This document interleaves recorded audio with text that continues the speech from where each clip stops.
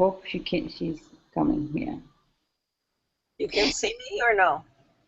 We cannot see you, but hear your voice. Oh, I see. I am blank. Okay, so we'll do it without. I can see all three of you. Little squares at the bottom, but not all at the same time.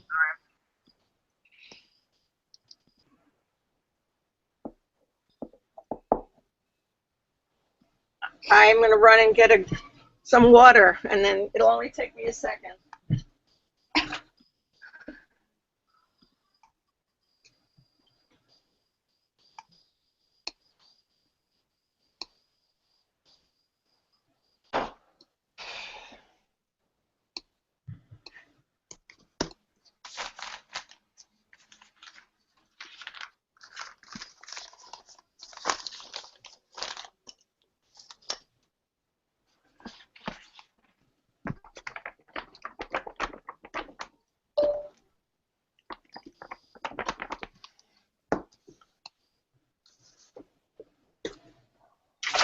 I'm back. Okay, so we start.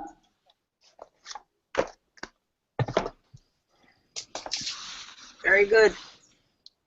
We hear your voice, but we don't see you. I don't know. Sorry. I chose the camera, but it's not allowing it. Okay.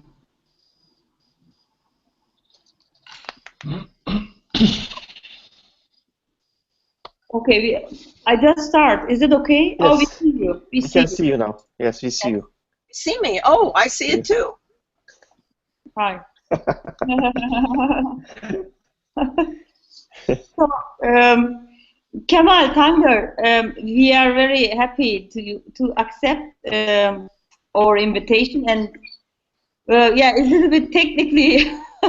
I never imagined this in this project. The technical issue was something. So we connect now. Marta from New York, Kamal from Beirut, Tangör from Istanbul, and I'm from Mardin, in Mardin. It's very hot, I think, in 4 cities, I can imagine. So this is a online meeting seminar, was commissioned by Oslo Architecture Triennial, and we call it Autonomous Infrastructure with Marta, because we're focusing on in 2 ways. One, questioning the infrastructure itself. What does it mean nowadays in our society, in our urban space, in our research? And as you see in the participants, mainly most people, they are architects, and we invited you, Tangör and Kamal. You are not from the architecture or artistic production side, but we thought your practice is related very much what we want to discuss and focus and learn from you both. We have detailed website and the blog, but we were focusing more. There are many sides of your practice. I mean, Kamal is doing not only research but empowering village network and chain and production chain, and also running a restaurant. Many kind of practice, and Tangör has also similar overlapping from a different geography, and we thought to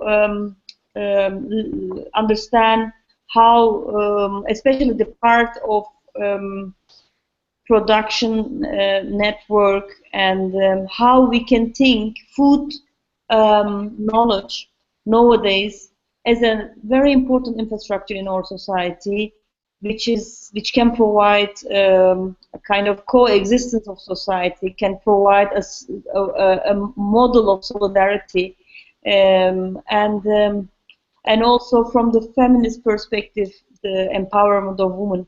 So we are interested from this angle, and this is how it relates to our project, Autonomous Infrastructure. This is why we invited you, and we can start maybe Marta, maybe you want to also introduce yourself to Kamal and Tangör? I am an artist and not an architect at all, though I have some familiarity with the universe of discourse of architecture, but not really. I'm very interested in actually systems of food production and distribution, and have been for decades, and literally the relationship between women and production of food, but in an advanced industrial society and its relationship to third world sources of the food chain. So it's different. It's more macro questions. A lot of my work has been about the design and conceptualization of cities and the relationship to power and rent, and in particular the use of the culture class paradigm that suggests that the main drivers of social prosperity are the creative classes, which are differently defined but tend to rest on IT, but also as a highly visible force, the deployment of artists and low-level artisans, low-level I mean small business artisans, to create desirability in various urban areas in order to actually drive those people out eventually and reclaim the property for large owners and for questions for power, and increasingly the creation of surveillance states in relationship to the notions of safety. I don't think I have to lecture anybody about this. The way that safety is used as an attraction for middle class and wealthy people, and the use of crowd control as part of the built infrastructure of so-called smart cities. I hope I'm not wandering in too many directions, but in other words, I'm interested in the way cities of the future are designed to create the impression of small, virtuous engagement with urban farming, with production, with art production, with provision of foodstuffs to the more well-to-do, to beautification of neighborhoods, all of which have to do, of course, with surveillance, exclusion, police powers, and, of course, eventually the conversion of those areas, the marginal areas, to the use of wealthier people.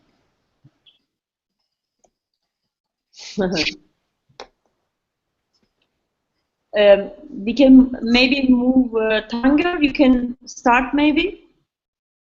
Starting about what I'm doing? Yes, actually, it would be good. Well, I studied engineering, agricultural engineering, and I used to work as a cook for decades. And also I studied gastronomy in Italy. And since last 7 years, I have been working for a Michelin restaurant in Istanbul. And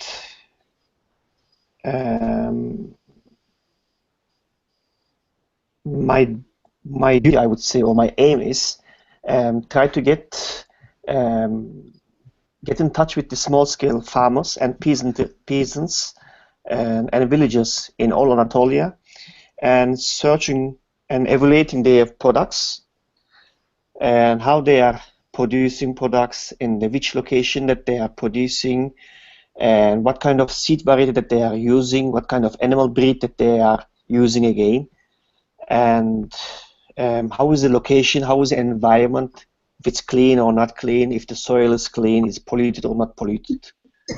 And then also during the process of agricultural practicing, I'm again evaluating and then talking with the farmers again and staying with them actually during the processing, during the agricultural practices, or even during the harvesting time.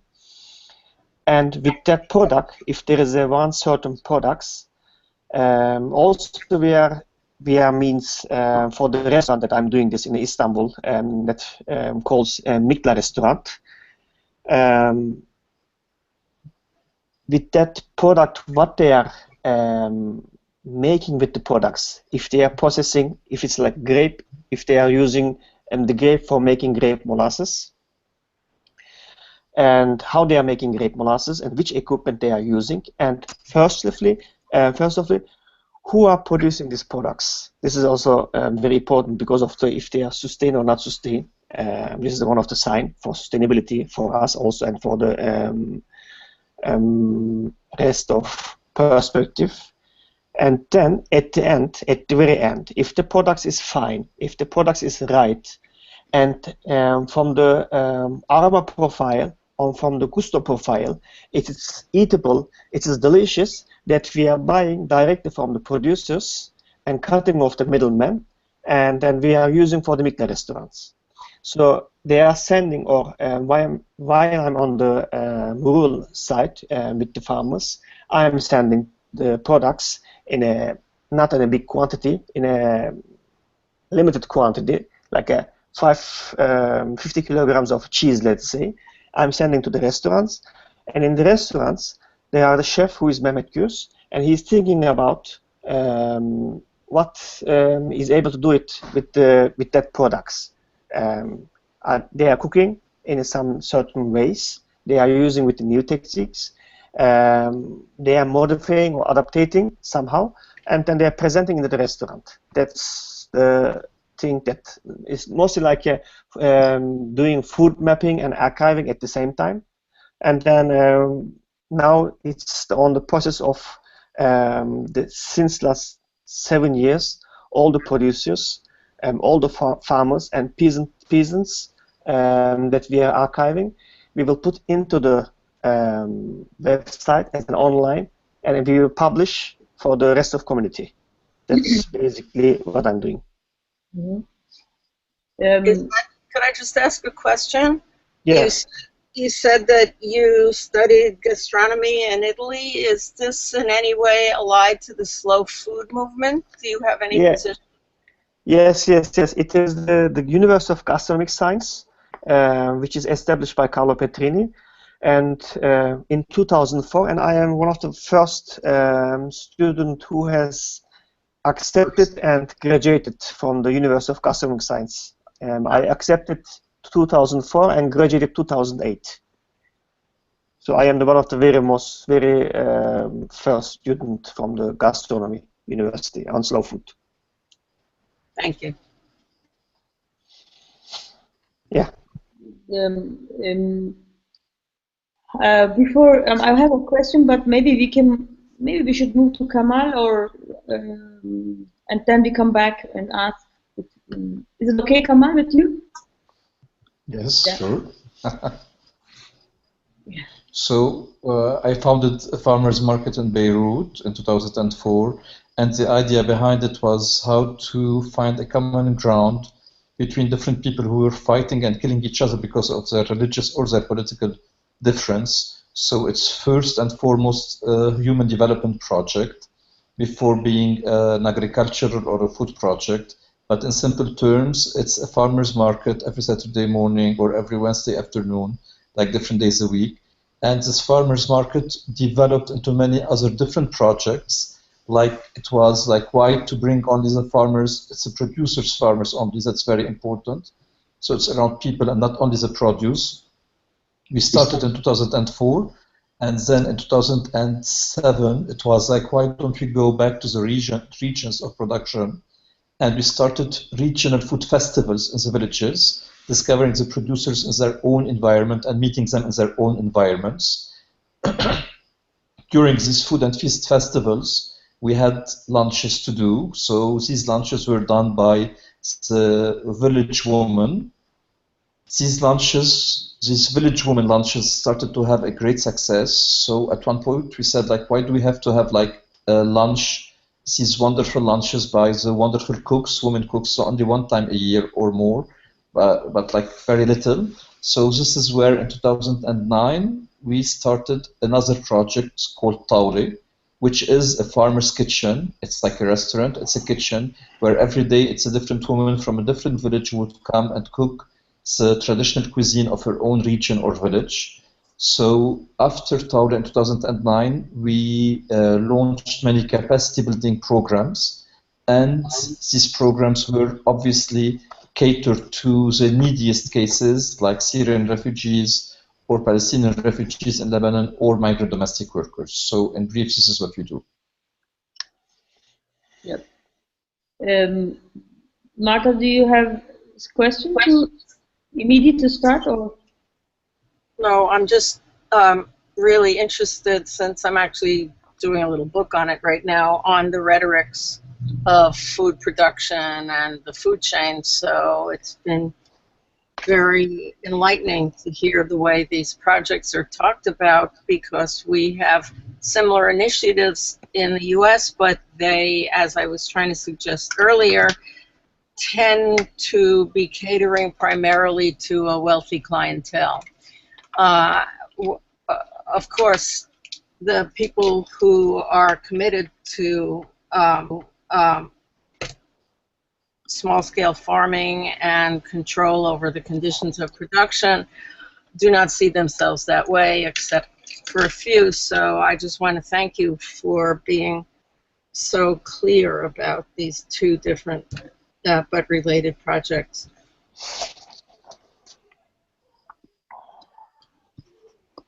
I'm curious. I think it's I can propose. I mean, there are two things I'm very thinking. One is in your both practice, you're trying to empower the peasants, but then you cross-cutting the middleman and going directly shorten the network by making more stronger into direct restaurant. But then in one side, I see that there's a quite strong network is being established, and also a knowledge. You're archiving, you're collecting the knowledge, and you're producing small publication or online information, and you also presenting through the people. I mean, the people presenting the whole knowledge. But then it is another side is somehow presented mostly in an urban space, in a restaurant or urban markets, and it seems that this is the only way to sell and conclude the financial network like that. How do you see that? Is there any other way to reach more multiple audience, more multiple people, urban people who needs it, rather than a specific buyers or restaurants? Did you think about that? I mean, in Kamal's case, there is a market, is urban open market. Everybody is able to visit and meet people. But I think in a food industry, is necessary, I guess, to set up the financial chain. This is what I know a little bit also from Tangör. So it's a little bit different than.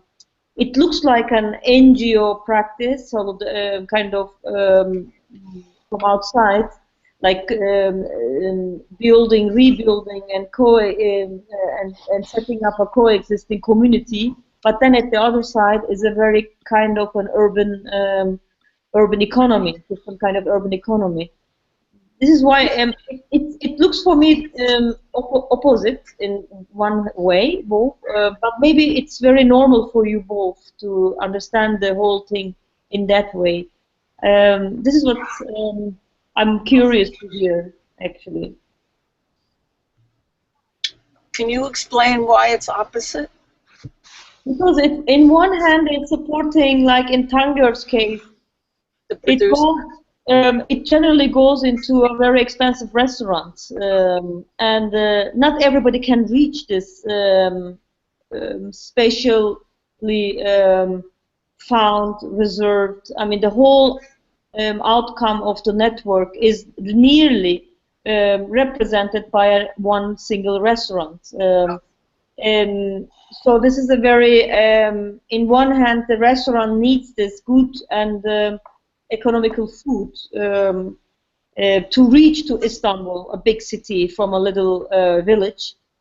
But then at the end, it sounds in the beginning very utopic, but then for me it goes into a narrow one single restaurant represented.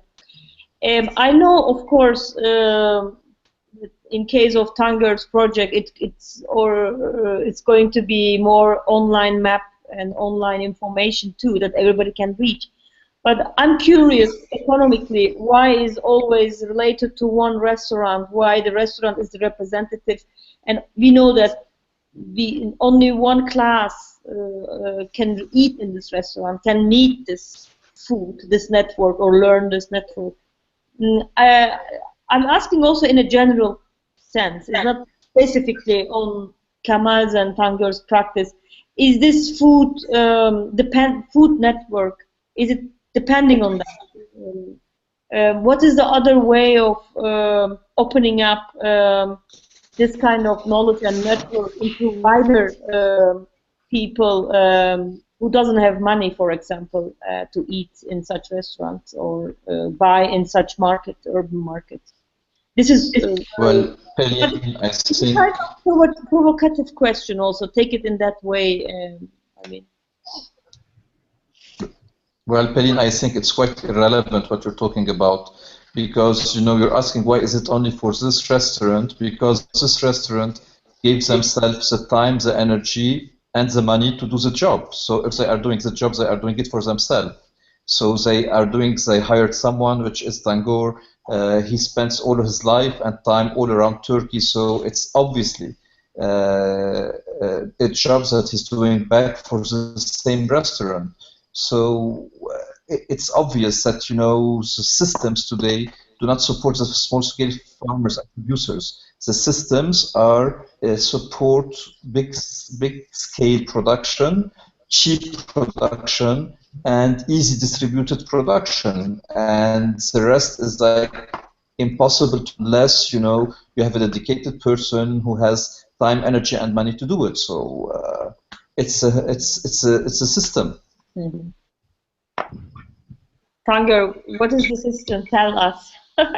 Well, I mean, obviously, this is not the solution. Just like one restaurant and one person who is traveling all around Anatolia and searching these fine products and then getting in touch and dealing with the producers and farmers and then sending away right away to the restaurant, Mikla restaurant. This is not the solution.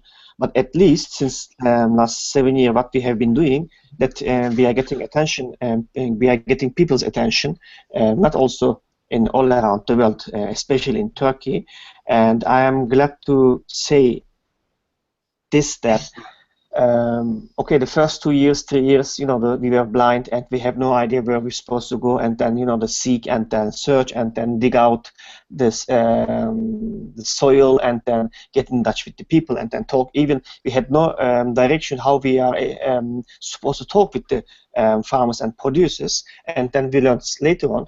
But what I would like to say that we are glad that we are not at the moment the only restaurant who is seeking or approaching those kind of products in Istanbul, especially in Istanbul, because it's one of the biggest city in Turkey.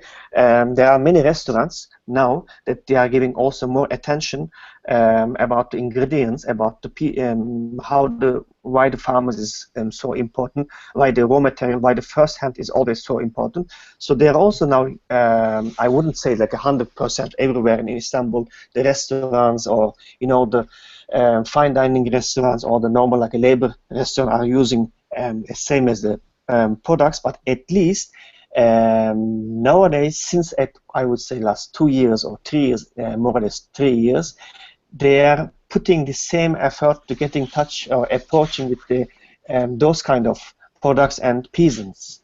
And we were maybe, how can I say in the Turkish, pioneers, if it's the right word. We were the pioneers, but then again, glad that now there are more of followers, especially the new generations, especially cooks and then gastronomes, that they are following us, and then they are, I would not say that they are duplicating, but they are trying to do either in the same and positive way, that get in touch and then somehow dealing with the farmers and producers, and then not using this in Istanbul. They are not pretty much like a farmers market distributed in all Istanbul. There are very few and less, 3 or 4 maybe.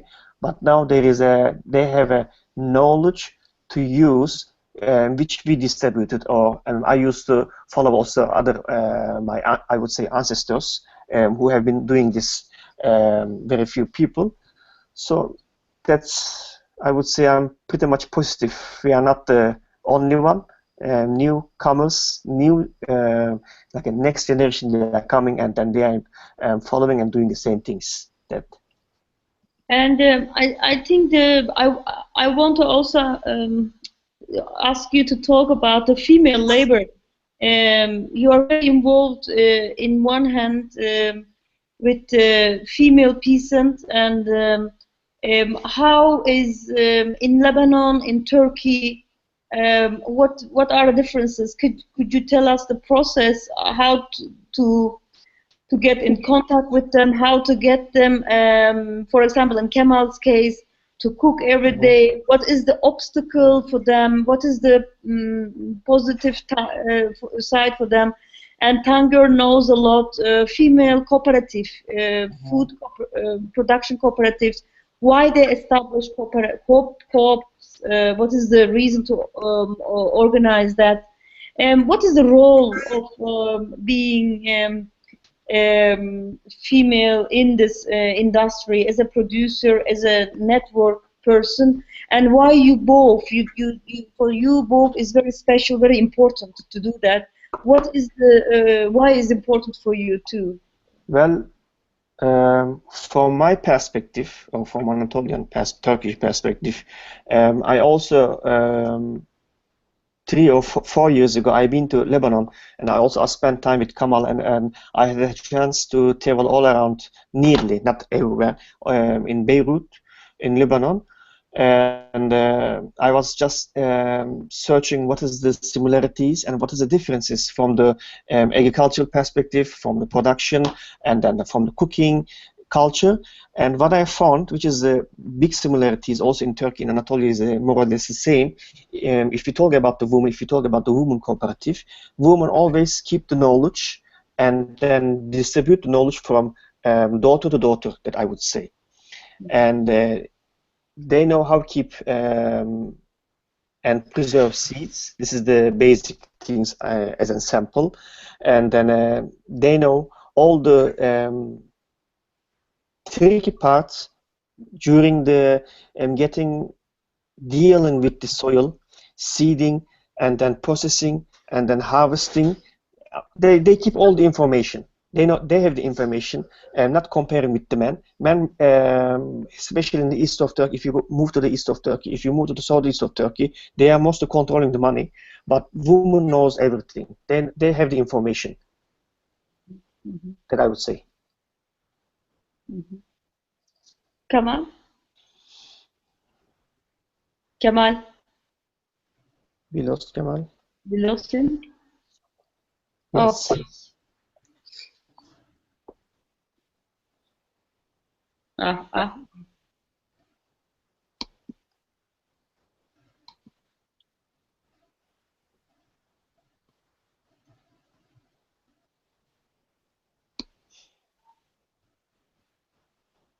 He maybe.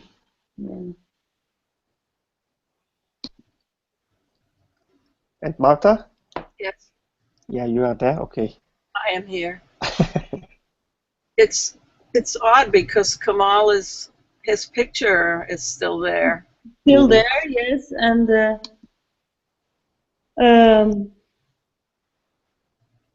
So you're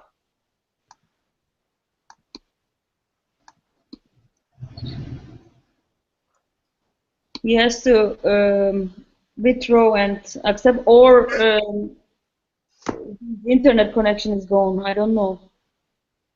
In Beirut, it's difficult. Often electricity cut, internet cut. What happens? yeah, it's not stable It's not stable all the there. time. Yeah. Could I ask a question though on what you just said, which is that women are in control. They're the keepers of the entire agricultural process, but men control the money. Yeah. Does But that it's changing. It's changing. It was, I would say, it is the better explanation, was controlling the money. That's one of the reasons that why we would like to get in touch with the women cooperatives, like the Women Agricultural Practices Cooperative. This is maybe the definition of the general name in a cooperative, women cooperative. So they are doing agricultural practices. They are getting in touch with the, yeah, Kamal is joined also. They are dealing with, yes. Devam et sen. They are dealing with the soil, seeding, preserving, keeping, and then most important things is especially they always keep the information in their site. It's an instinct, I think, and then they are distributing through the generation, and then because of this, they are so precious that I would add, especially the information part. But Tangör, there are more cooperatives in west coast of Turkey. Am I wrong or right? There is one active one in Antioch, Armenian women cooperative in Antioch. Yeah. And I think. And also in Mardin city, there are one. Yes, Kurdish women. Yeah. And these are. And, Devam et. no, well, I would not say that they are mostly in west coast of Turkey, on the Aegean side of Turkey. Now there are many. If I'm not wrong, they are, well, comparing with the whole country, the quantity is, which is a successful one, and then doing business, good business, I would say it's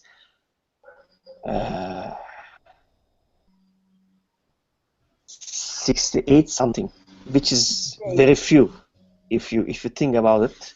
And then if you think the population of Turkey, this kind of number is nothing actually.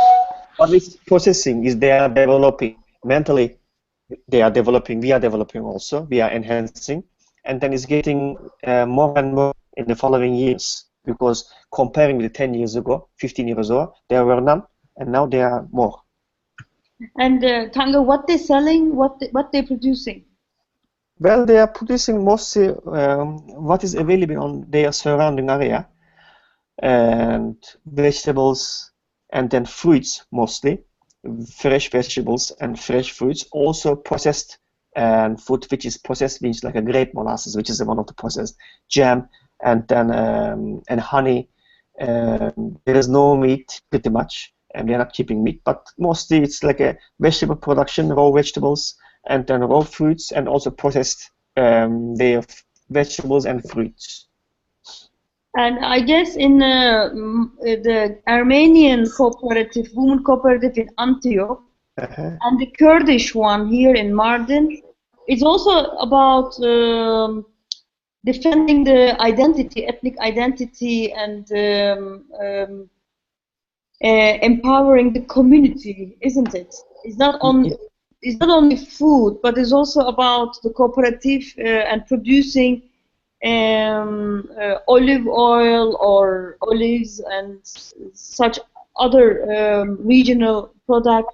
Yeah. I guess is also is also a strong part is empowering the identity, political identity. How they are showing their culture and their identity through the food, through the producing and producing and processing also. And Kamal, how it is with the village women and with the refugees also? How do you organize and how do you see that? Well, I think what's quite interesting in the rural areas is jobs are divided. You know, men have to do some things and women have to do other things. So I think there's quite an equality, a gender equality in the rural areas where everybody has to do his own job.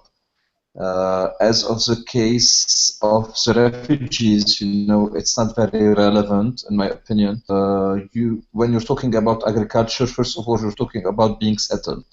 And when you're a refugee, you're not settled. You don't have the land, and you don't have the possibility to do agriculture. And what was quite interesting, I have a friend of mine who's a journalist, who was, you know, doing research on how refugees cook, what do they cook, and what do they do.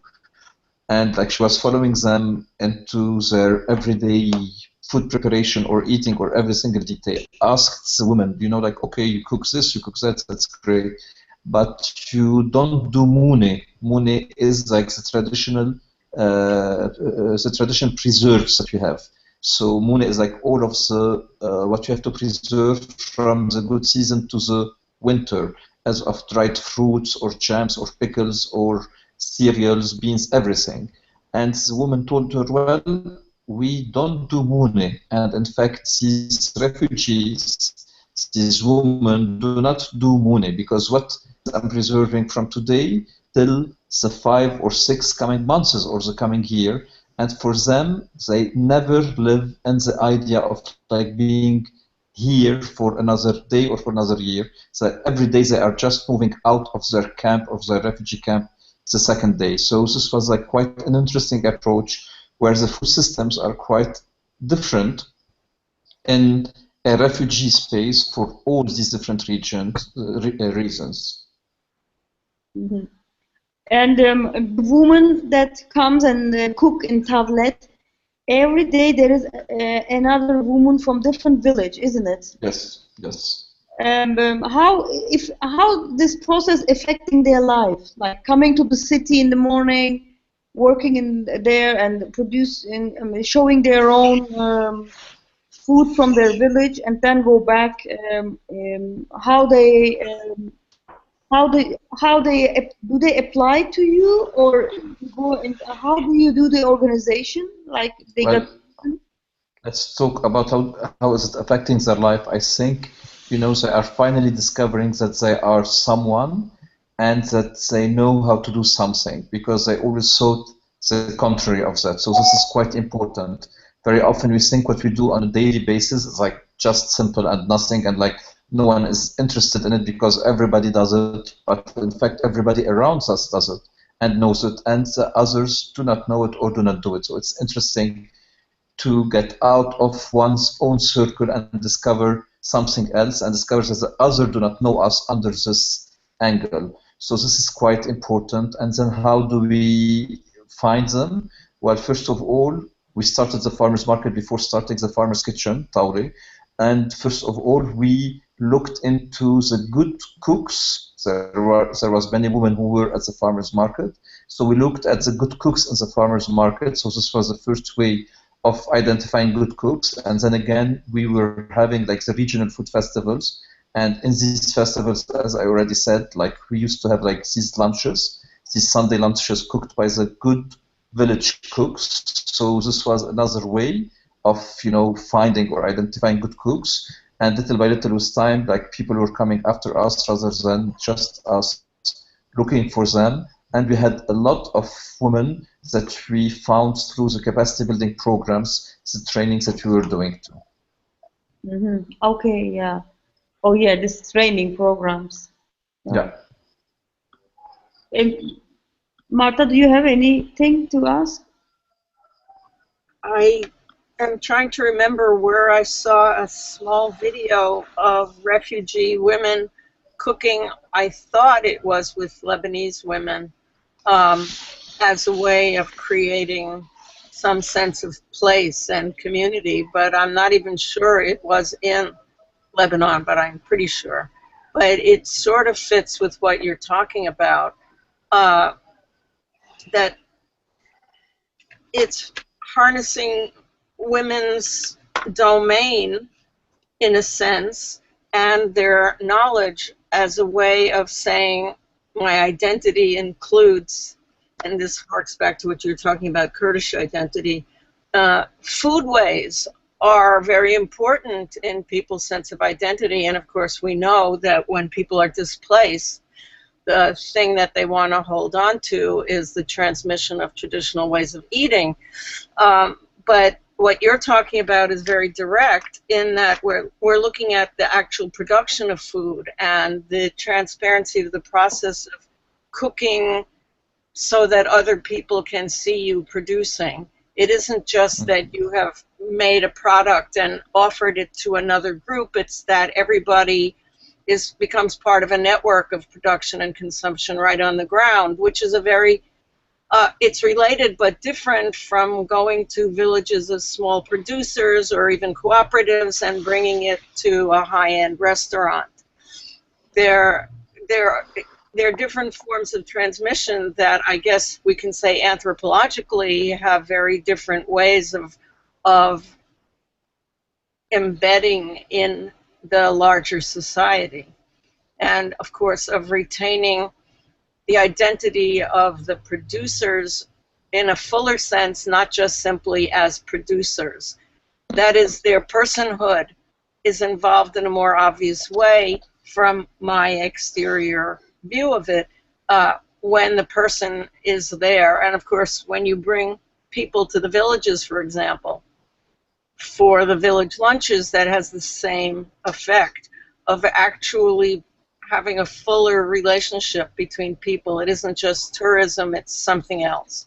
I may be being a bit romantic, but to me this is a very important way of conceptualizing what's going on here, in addition, obviously, to questions of women's empowerment and the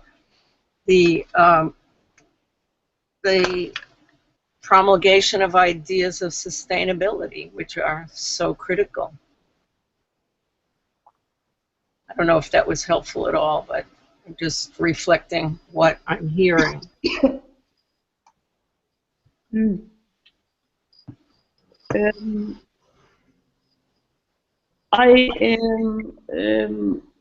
Kamal, I was in a refugee camp near Mardin, and people started there to farm. There is an ecology association of Diyarbakir. They bought some seed, and the woman started to do some farming, and it's kind of, I mean, small, big gardens with vegetable right now. And it was very interesting that there was a guy who was taking, I mean, who was charge of the camp, and he was saying that they are thinking they are temporary there. I mean, this is a temporary refugee camp. People don't go for living for long years generally, especially now in Turkey. And they think they will move back or they will move to Europe. But he said, oh, people understood that they are here for a long time, and then they started to feel the land and starting to do farming, vegetable farming. So it is a very interesting relation between doing farming and property land, owning a land, not owning a land, and farming, always connected to the same. What I hear from Tangör too, always connected to property. If you have a property, you start farming or something like that. That is wrong kind of. I agree. Yeah. This is it's a question. Yeah. It's a question of property.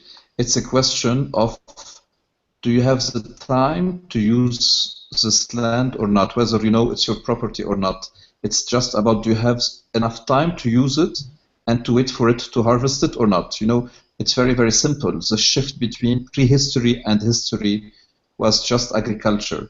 And agriculture until now is like the most important invention in the history of mankind. And there is nothing that has been more important than that. You know, before we discovered agriculture, man was gatherer-hunter. People were gatherer-hunters.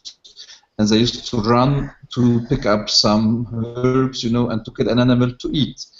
One day they discovered that, you know, if you take a seed, you put it in the soil, it's going to sprout into something, and this something can give you something to eat, you know, a fruit or seeds or whatever. They stopped moving and they waited for the plant for them to be able to harvest it.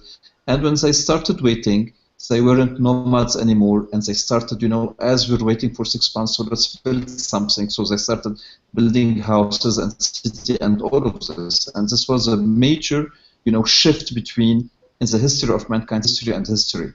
So it's not the question of land ownership. You know, my parents were farmers on a land that they rent, not on their own land. It's not the question of land ownership. In my opinion, it's the fact of can you use it or not? Do you have enough land? And mainly, do you have enough time to be able to use it? Rather than do you have enough land? Do you have enough time to use it? Yeah. Tangör, what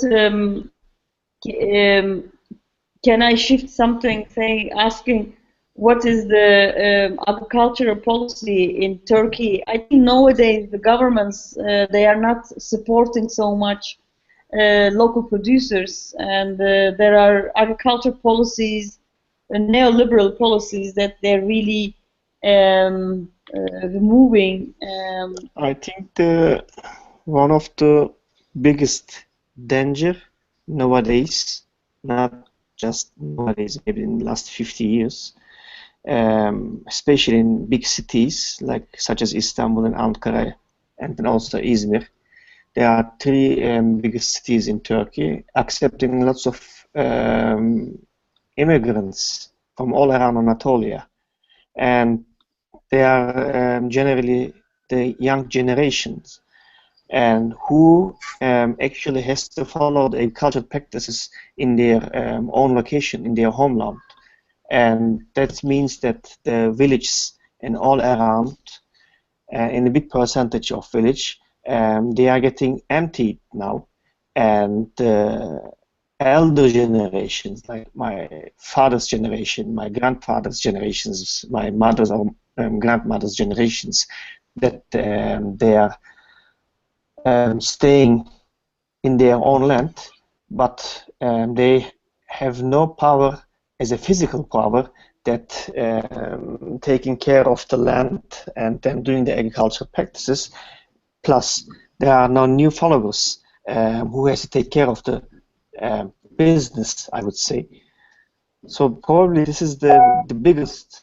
My energy also is I need to get my charger also. So this is the very, very big issue. What's happening in Turkey nowadays, like emptied villages, and then old generation stays at the village, and then new generation, and because for the new life, for the more money, in the theory that they will in theory, yes, they will get more money, earn more money in the big cities, but then you are belong to the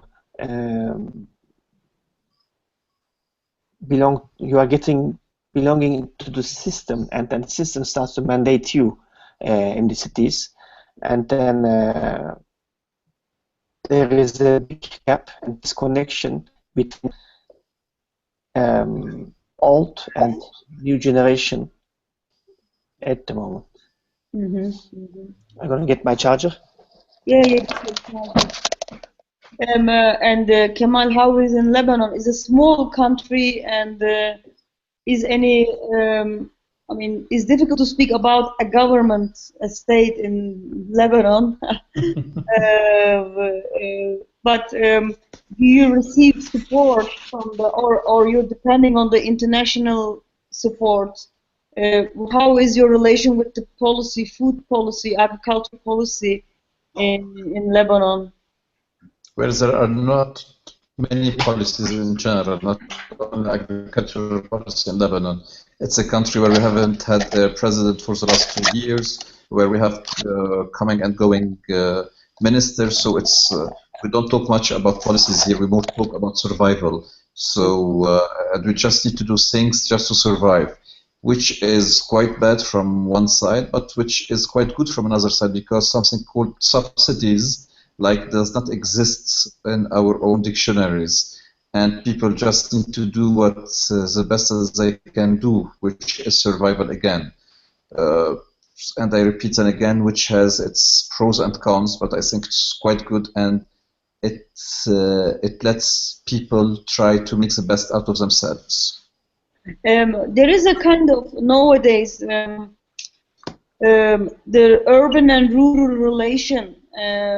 It's very problematic, and in one hand there is the opposite thing, that in urban people are speaking about urban gardens, urban farming, and how do you see that urban farming notion? Is it that something can be sustainable, really initiated in the cities, can really work, or is it something only a symbolic economy for a cultural avant-garde, or cultural, in one side, cultural consumption? I mean, is this urban farming, which is very fashionable right now, really something sustainable for the future? Does the city can provide and needs that, or is it depending, again, what Kamal would say, depending on people's time, how they will provide their urban citizens in the city? How do you see this urban farming phenomenon now? You're asking me? Yeah, all. I mean, I think it's quite cute and trendy, but it's just another trend that definitely cannot feed, or definitely is not enough. What is very, very important is to give value again, valoriser, give value again to the rural areas, and to understand that the more we need to develop cities, the more the cities need to eat and drink. This is the rural areas. So the more we develop cities, the more we need to develop the rural areas too.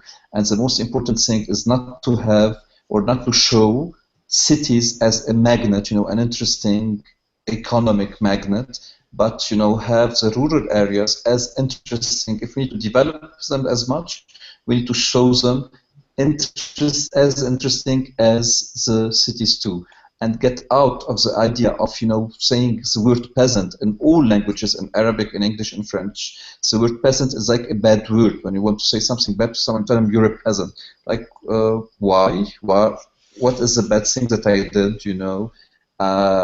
It's not that I want to be more valued than anyone else, but at least not less valued than anyone else. So it's very important to give value to the farmers and to the producers, pride and dignity, and it's very important to understand that developing rural areas is as important as developing urban areas and cities. Marta, why? I want to come back in art. In art scene, urban and food is an important element that we use a lot for discursive, institutional debate. Not only practice, but cooking or farming in the biennials, in the art spaces, or as a discussion, to kind of I think is facilitating debate and discussion about economy, urban space, that mostly artists or we use food research, food production, cooking and farming in this angle. I think in art, how would you reply to that, or what is your idea about from the artist's perspective? It's a really difficult question. I also am afraid to be someone to tag it as cute and trendy because we have tools. Yes, copying your words. I'm extremely skeptical because remember I'm talking from the US. I have in front of me an article talking about what's happened in San Francisco, because the northwest of the US, Portland, Seattle, San Francisco, are homes of extremely fetishized farm-to-table eating, production and eating. And this article from this past Sunday's New York Times Magazine says Silicon Valley has brought its wrecking ball to haute cuisine, and the results are not pretty, but it's really not about haute cuisine. However, it is about $400 dinners as being a low end, $400 dinners for two. And it says treating the kids to casual $2,000 Sunday suppers, and then it says the foragers and farmers and fishermen of the old Chez Panisse fantasy still figure, but now, and wait for this, as an unforeseen, impecunious peasant horde combing beaches and redwoods for the Chanterelle and Santa Barbara spot prawns that genius chefs transform into visionary distillations of a mythical Northern California experience that no successful entrepreneur would waste time living.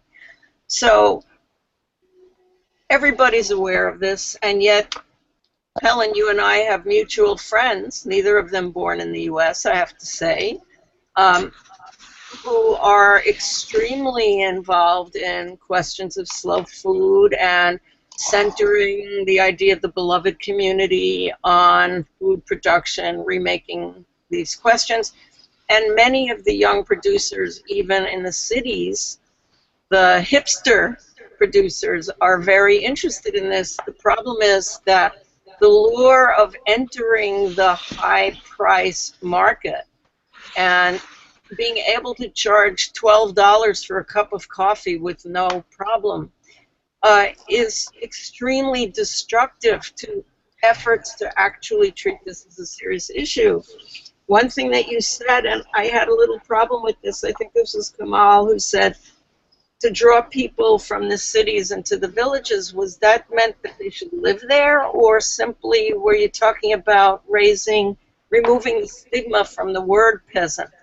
I don't think I'm being very coherent, but what I'm saying is that people who begin, I have a friend who was, my former assistant was a photographer.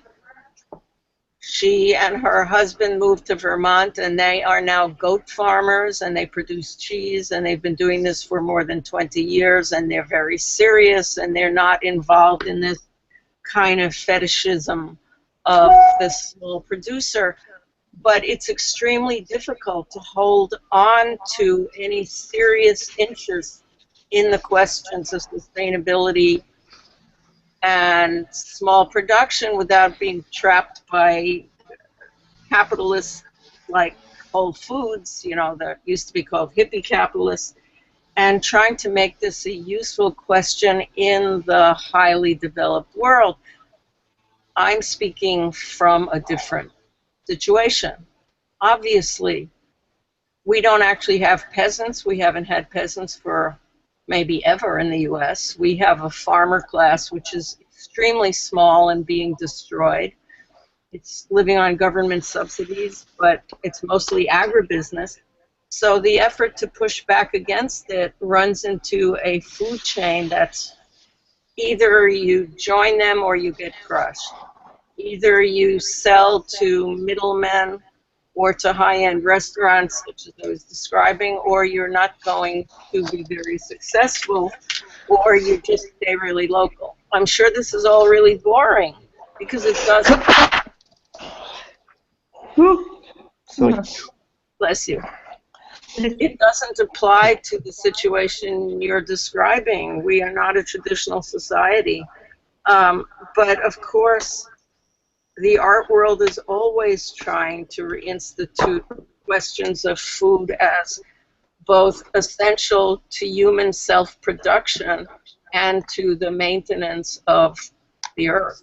So it's not that this has ever gone away, but it's distorted by the power of the capitalist system.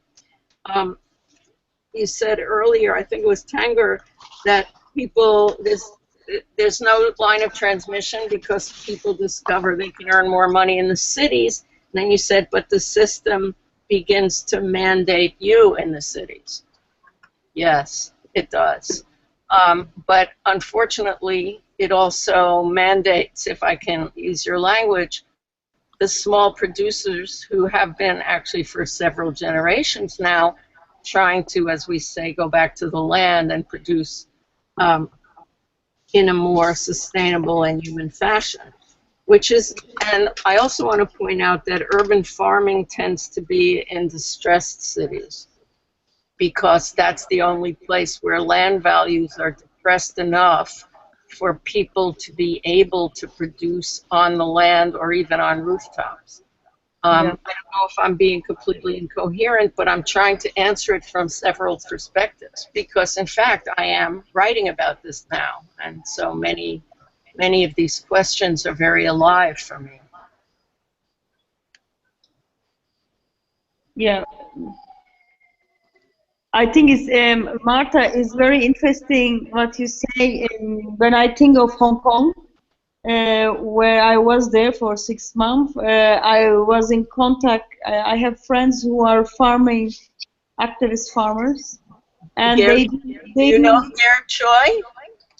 Yes, but there is also Mapopo farm, activist farm, and there's also farms and rooftops in Hong Kong, and they're claiming for public space through farming somehow. And then the other thing is trying to save the small farms in the periphery side of the city against the real estate development and the housing projects. And again, Hong Kong is not so much, I wouldn't say, is a traditional farming society, although Chinese culture has inside always, I mean, in China, it's urbanization and farming, peasant culture is together mixed somehow because of the fast urban sprawl and urbanization, fast urbanization. But in Hong Kong is a typical city that is not so much, doesn't look like a farming city, but then you see many how farming is being used, or defending farming spaces is something, a kind of a solid forms of solidarity against real estate development, and also against free accessing public space in the urban space, which is highly privatizing now. So it's a kind of way of solidarity and collectivity of people. Can I say I know some of those people, including the woman I just named? My recollection of them is that they are artists and based in the art community, and they are artist activists. Yeah. And of course, they went to the villages to bring their message, and then discovered that, of course, the villagers were going to teach them. But they are still extant villages, and the residents of those villages certainly are of the peasant class, if I may use that term, which, as I said, in the U.S. we don't have the concept of people rooted in the land in the same way. We don't have village culture. We have town culture. So I think that I'm very pleased that you reminded me of the practice in Hong Kong that is exactly as you explain, about not only preserving the villages, but a way of reclaiming the land as public space in a deep sense. So I take your point. Yeah, yeah. Do you want to say something? I'm asking to Tangör and Kamal. Well, about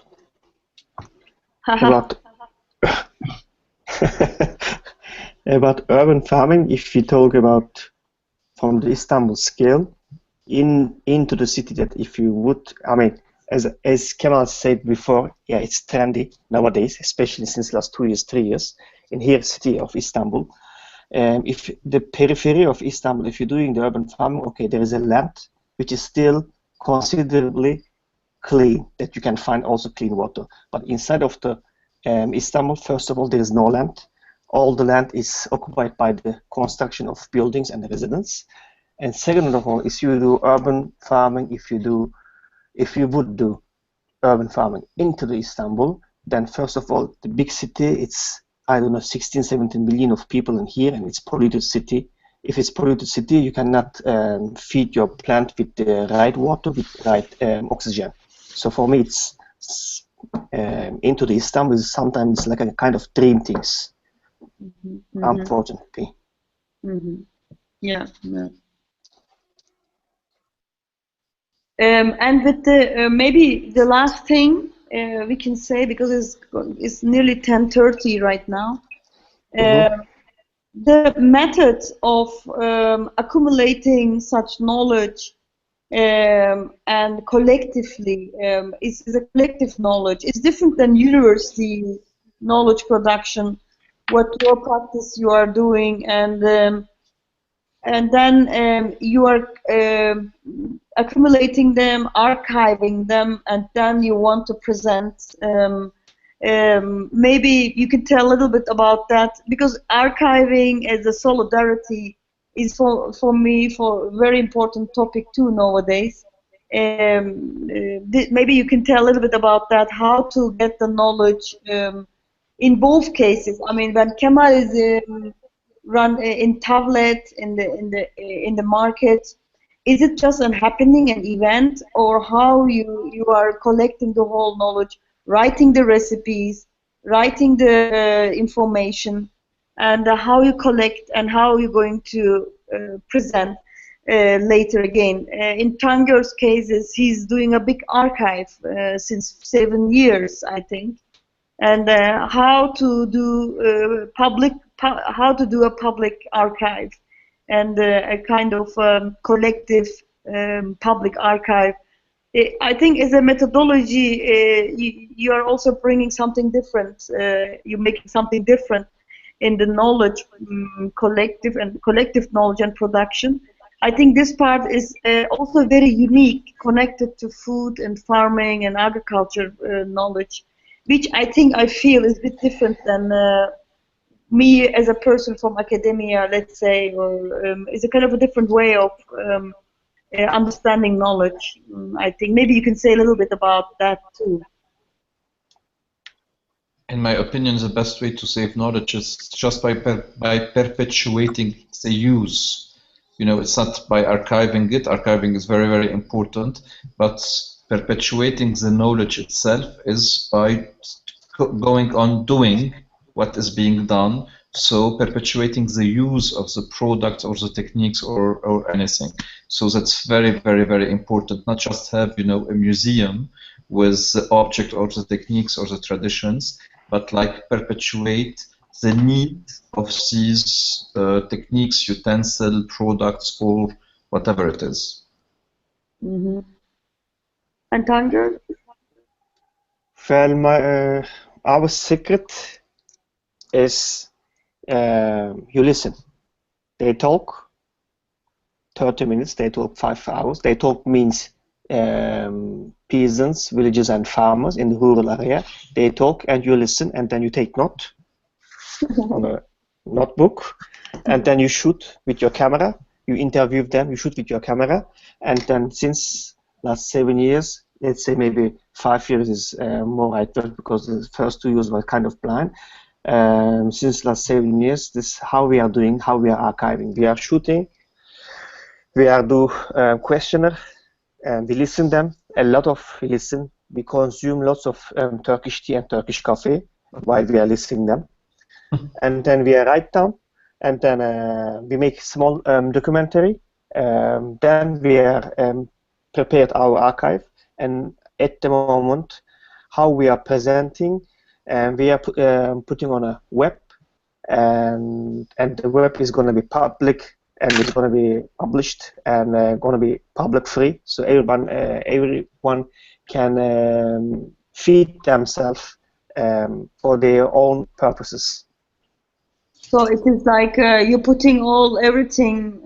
All the data that we collected, all the information we collected, we summarize them, and that people can understand in a more clear way. And this is how we are doing nowadays. Since last 2 months, we are working on it at the moment. Yeah. But the listening is the crucial point, because they people have lots of in their mind, and then you really need to listen them and share the things with them, and also to share the life with them. Yeah. Okay. Yeah. Spending time with them and in their daily life. Yeah. Okay. Is that only visiting in an ethnographic sense, interview or something? That is also like participating in their harvesting and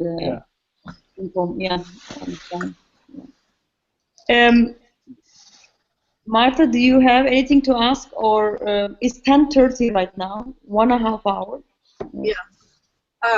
No, I talk too much, but I wanted just to say how really rich and meaningful this discussion has been for me, because we don't normally have the opportunity to speak with people who are involved in rethinking the food chain on a sustainable level and in relationship to diverse populations within a single country. As I said, at where I'm looking at things, it's got a lot of negatives attached, and I don't think that I feel in any way that negativity in relationship to anything I heard today in relationship to Lebanon, Turkey, or even Hong Kong.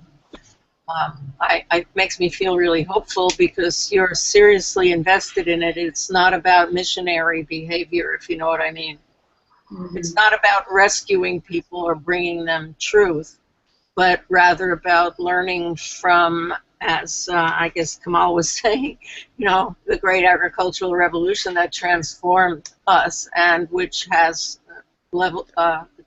knowledge transmission based on millennia of knowing how to live on the land and how to live together. Yeah, exactly. This is the main point. Okay, we have to conclude, because it's time. It's already 1.5 hours. It's and we have to. I mean, this session is hard to edit. Actually, we have to shorten in editing and as a video, but all what we had here is so difficult to shorten this. All are important, and I would like to thank with Marta that you accepted. This technically is a bit easy, but then it's very difficult at the same time. Thank you very much for giving your time, and we will contact you back because this will be exhibited in the triennial in the exhibition. So we will contact you again with some images to get some images and so on. And thank you very much. Yes, thank you. The opportunity to have this discussion. Thank you too. I hope to come together in Beirut one day. I want to take Marta to Beirut. I want to show her and Tangör knows, and it's a beautiful place. But, yes, it is. It's very nowadays. I've heard. It's so difficult nowadays in Turkey, in Beirut. Yeah. There are many political and civil issues. Violence is going on, and then it's so important that we keep up with preserving food and seed, and and try to keep empowering the female refugees or female peasants. Yeah, yes, I think it's only about keep doing what you're doing. Otherwise, everything will collapse. I mean, Thank yeah. you. Thank you. Thank you very much. Thank you very Bye-bye. much. Bye bye. Bye bye. Bye bye, Marta. Bye. Bye bye. Bye everyone. Bye.